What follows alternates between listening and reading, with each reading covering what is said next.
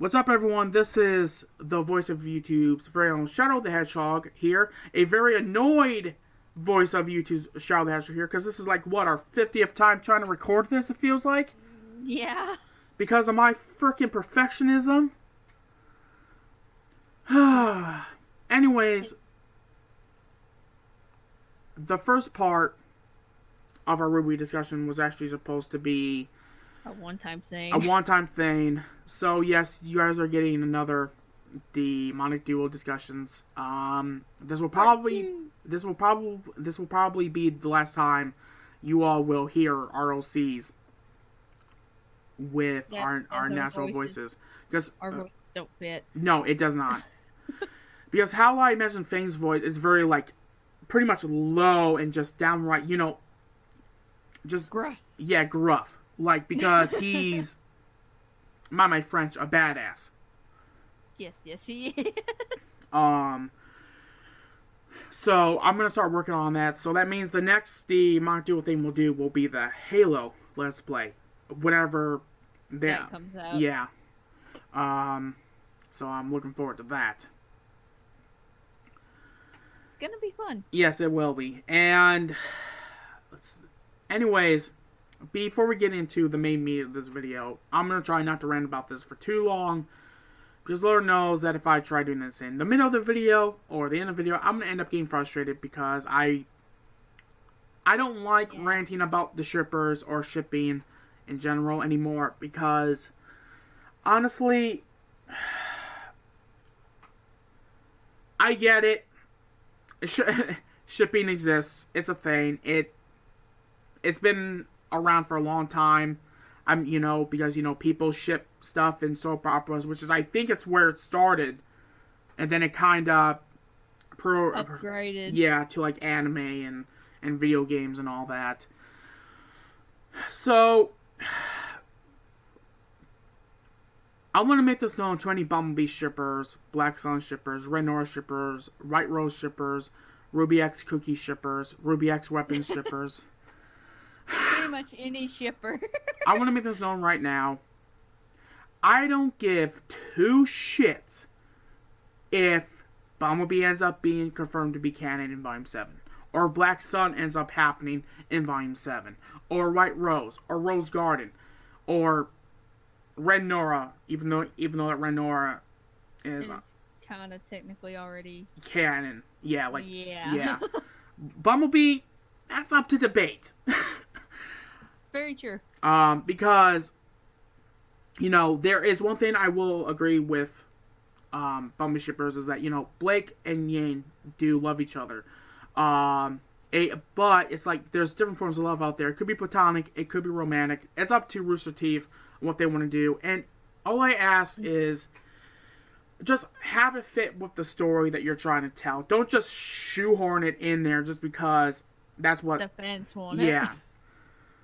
Because here's the thing, it's like, in my opinion, coming from a fan of the show and coming from someone that's going to be working on his own show eventually, it'll be so, in my opinion, it'll be boring. Like, oh look, one of the most obvious shippings is now canon. Okay? That's predictable. Very predictable. And here's the thing, like, I low-key ship Bumblebee and Black Sun. I do like them. Yeah, he just ain't very, like, some people hardcore about it. Yeah, and I'm not gonna watch the series and try to point out, like, every single Bumblebee moment like a certain someone has, because she literally... We watched the show for the show. Yeah, we watched it for the show. We love the story, we love the world building, and that's my opinion. That is my choice. Mm-hmm. I'm not saying that I'm against Bumblebee being canon, even though I know one of you will, and I know for a fact that he or she ain't gonna watch this video because they normally stay away from these type of videos. The only reason why they commented on that one video that's now gone is because, what I don't like is when people put words in my mouth. Let me just make it known right now. And I'm going to say this one more time. I do not care if Bumblebee becomes canon or Black Sun becomes canon. They are fictional characters. They aren't real. They are made for our entertainment. And all I have to say is, you guys, just enjoy the show, please. if you all, I'm not saying that you guys can't ship, but it's like some of you take it A bit too far. a bit too far. You guys are a little bit too obsessed over it. And I am going to say obsessed because, kid you not, one of the Bumblebee shippers I have problems with, I kid you not, they probably have a freaking file on their computer with every single moment written out. Oh yeah. When I saw the comments on that. I believe they did. Which was ridiculous, by the way. Mm-hmm. Even though that it's like, like I said, if I don't remember if I mentioned this or not already, but I do agree with you bone shippers that Blake and Yang have a strong bond. Yeah, they do. They have a strong connection. But the thing is, there's many types of love out there. There's platonic and there's romantic. Oh yeah. The thing is that okay, well, which one are they gonna be? And I'm gonna wait until the show confirms it. Until they actually decide, well, let's have Blake and Yang admit their feelings, and okay, well, Bumblebee's canon. Okay, then, well, it's not going to change my love for the show or the fact that Yang's my favorite character. I can tell you this much. Yeah. If you all want to ship, have at it. Just leave me out of it. Anyway, speaking of the show, we got to see a little special thing that they did at Comic-Con. Oh, yeah, the stream. Yeah. The stream. It started out so good, and then technical difficulties. And it's like, why? That was at the moment we had to start watching Twitter. Yeah, pretty much. And then they announced so many new stuff. A lot of stuff that we already knew about, like Neo coming to cross tag battle. And funny enough, there were people complaining that, oh wow, they gave Neo a voice. No. No, they just had to have battle noises. And technically, here's the thing. It's not canon. No, it's just a game. Yeah, I am pretty sure that Casey Lee Williams is not going to voice her in the actual show. No. It's just for a one-time appearance in a video game. That's all. Gotta look at the new outfits, too. Oh, for Team Juniper? Oh, yeah. John's hair. Why? I'm pretty sure we're not the only ones that has complained about that. I mean... He legit looks like Cardin now. Like, I know that they're gonna change.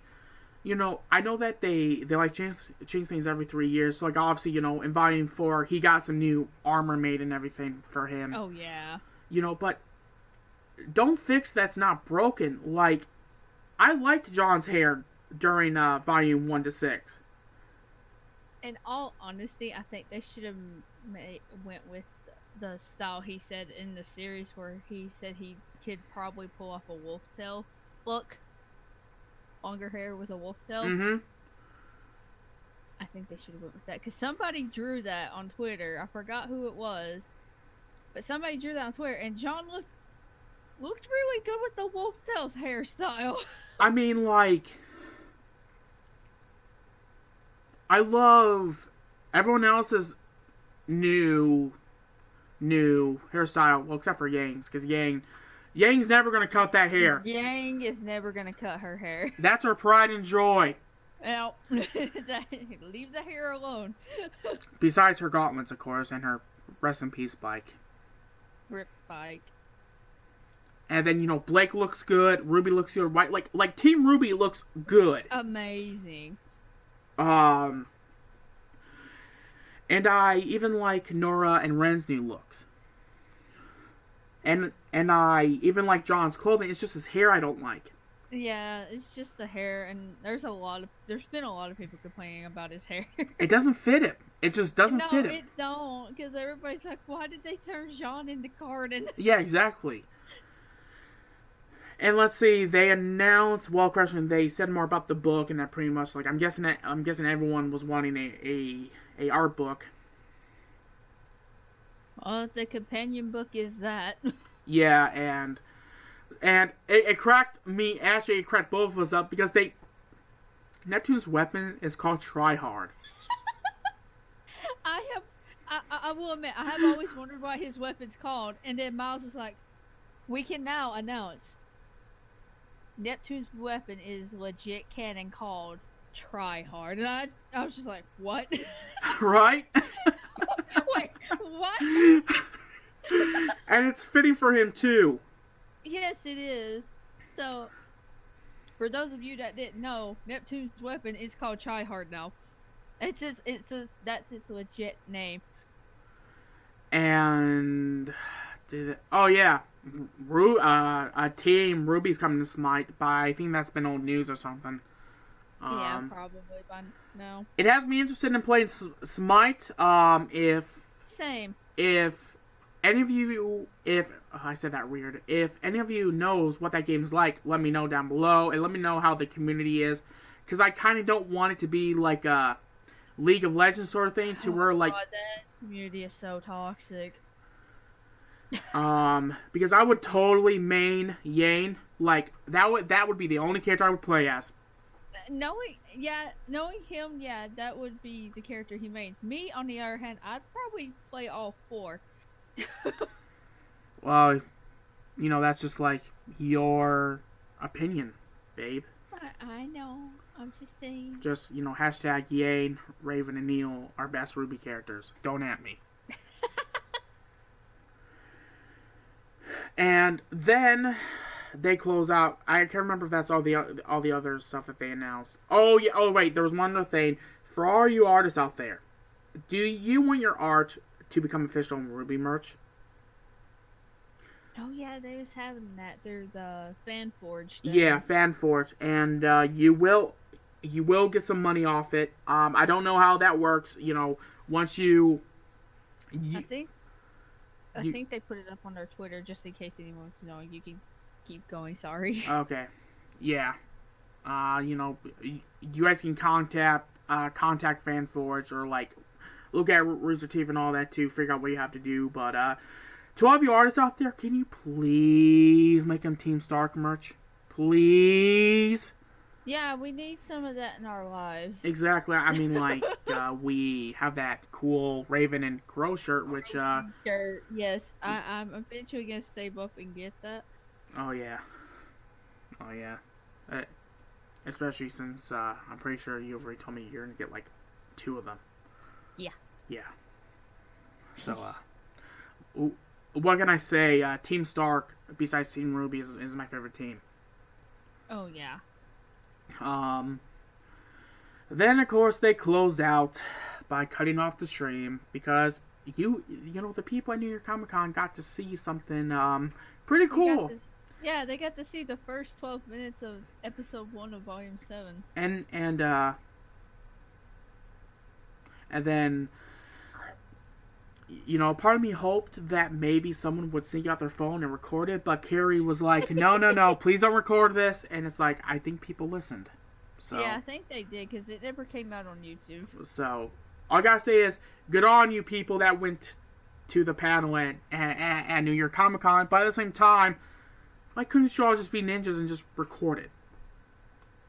But then that's just the greedy side of me coming out. So true.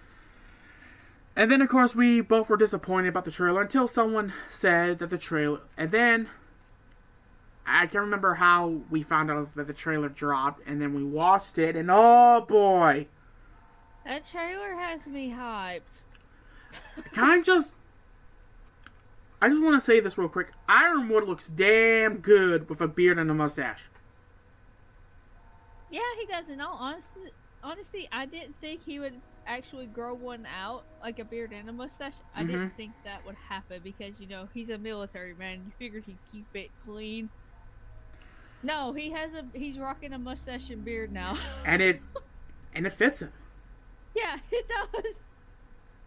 And and then they start off, the trailer by having a recap of what happened in the finale of Volume 6. Oh Um, yeah. there will be spoilers, so just want to, if you all haven't seen Volume 6, what the heck are you doing? Um, Pretty much at the finale, Ruby finally got. She, I think she finally figured out how to use her silver eyes, Yeah, and I think and she did and too. we got to see a glimpse of like a full modeled grown up Summer. Not a picture of Summer during the school, like her No, school it's days. just a full model Mm-hmm. of Summer, and I was hyped when I saw that. I'm just sitting here going, "Oh my god, Right. we finally got to see Summer." So pretty much the trailer starts out with like Ironwood given this speech, and it's pretty grim. It's like no pun intended. It's pretty It's not. somber, Yeah. and like he explains how we have to take out Salem now before she gets more powerful, and then Poor Pooby, Ruby. what the Poor heck? Ruby. What the Pooby? What the heck? I think he's trying to combine both words. Um,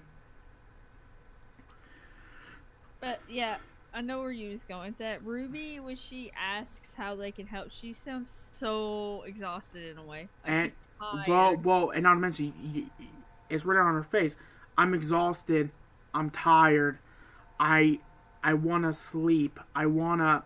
Yeah, she just. I'm pretty sure Ruby is probably just like, I want this all to end now. Mm-hmm. And it's it's amazing how like ever since the fall of Beacon, they haven't really had a break because they No, they like haven't. even though that Yane was resting at home, she was fighting her freaking depression. Mm-hmm. So that none of them have had a break. Mm-hmm. So and by the way, it looks like it at Atlas, they're still not going to get a break because the city has a Gotham City vibe to where you're seeing people break windows. Probably because they're probably seeing airships and they probably know what's going on because of Salem. And so right now there's fear, and what happens when people become super afraid? They act They out. act out. So Yeah. that part's gonna be interesting. We we we We saw. also got a glimpse of a guy that took a relic from Ruby too. Yeah, I don't know who that is. It's got to be either like a rival. Like pretty much how they worded this is that pretty much Team Ruby might not be able to trust people like they thought they could in Atlas. So, Oh. um, Well, that's gonna be interesting. and not to mention the guy that steals the relic from Ruby, he looks like someone from Atlas because how the color scheme is, the blue. Yeah. Yeah, that's why at first when I saw it before I actually analyzed it, I thought it was Ironwood. Mm-hmm. So I was about to say, "Oh my god, Yeah, but really?" But it wasn't Ironwood. yeah. And then we saw a glimpse of a new Grim, which was a Worm Grim. I forgot what they called it. Me They too. they mentioned the name actually. But let's see what else. Oh yeah, we saw a glimpse. Actually, we actually saw like a full look of their new outfits and models, and oh my god. It was good to hear Yang laugh. Oh yeah, it was. It was. I missed her laugh so much because I've gotten so used to like serious Yane, like you know what, uptight Yane, not Oh yeah. the fun party girl that we know and love from Volume 1, 2, and 3. And I know that she has to get serious now because now things have gotten serious. But it's like I'm hoping in Volume 7 her personality will be like a mixture of her, both. yeah, of both personalities that she had during Yeah. Volume 1, 2, and 3, and 4, 5, and 6. Yeah, it's gonna be cool. let's see. And I love how they showed it up too, because they all had their own intros, and of course Yang was showing off, of course, Oh yeah. and Yang has both of her. Gauntlets Yep. back.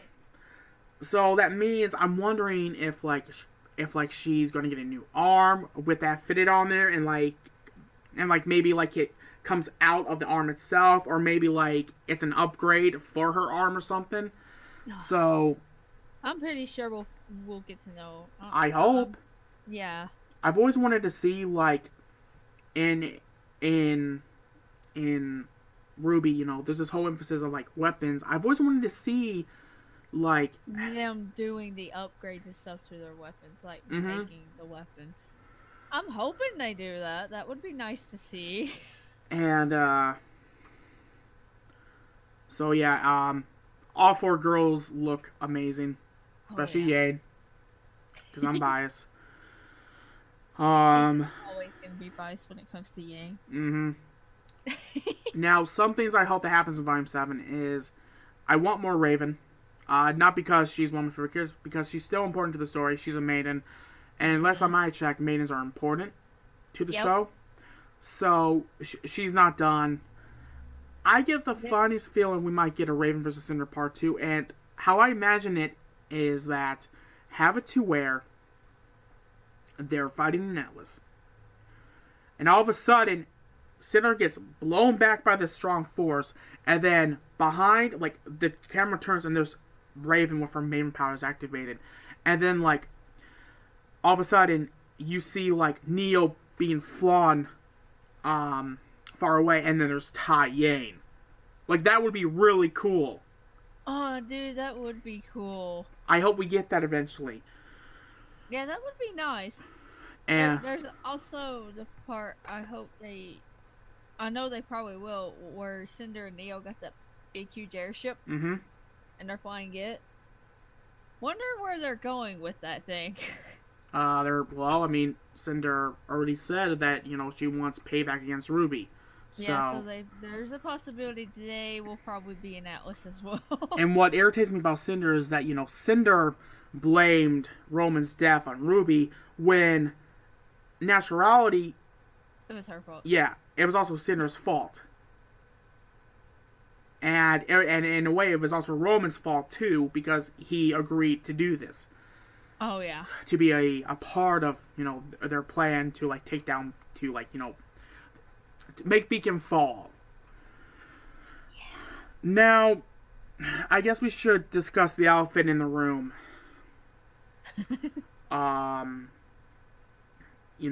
As everyone knows, Vic is no longer voicing Crow, unfortunately.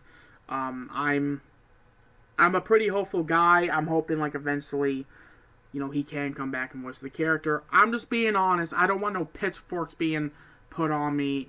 We don't need pitchforks. Yeah, I'm not talking about my opinion about the whole thing. Yeah, he's just hopeful that maybe Vic could come back eventually. Yeah. But the guy they have now, he gets 2 thumbs up from me. Yeah, he got pretty close. Mm-hmm. He got it in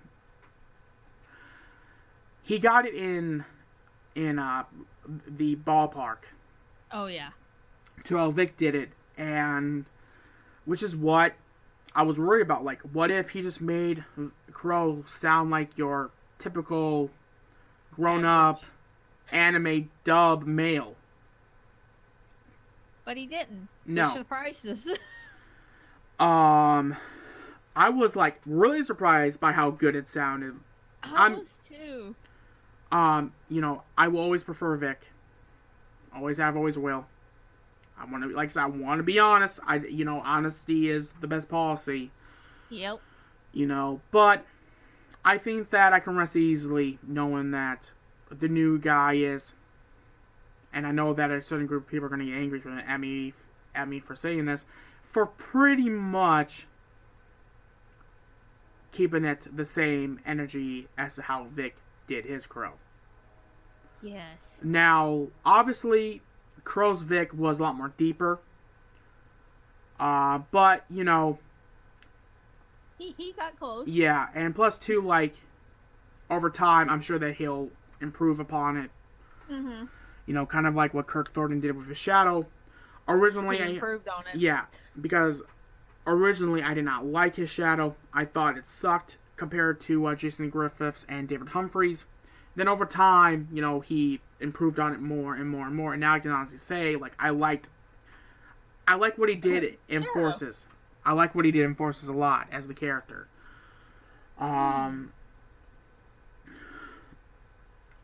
But I do also want to be honest here and say that if I start seeing people say that the new guy is better than Vic, I'm not even going to take you all seriously because you guys are only saying that because you all of a sudden don't like Vic. And I'm just calling it how I see it.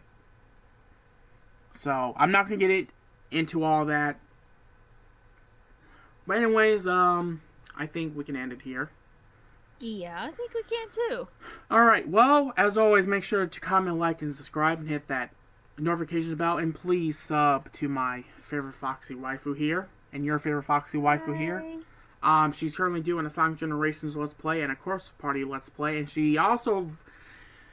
she voiced a character in the Shadow video coming up for Monday. Rose.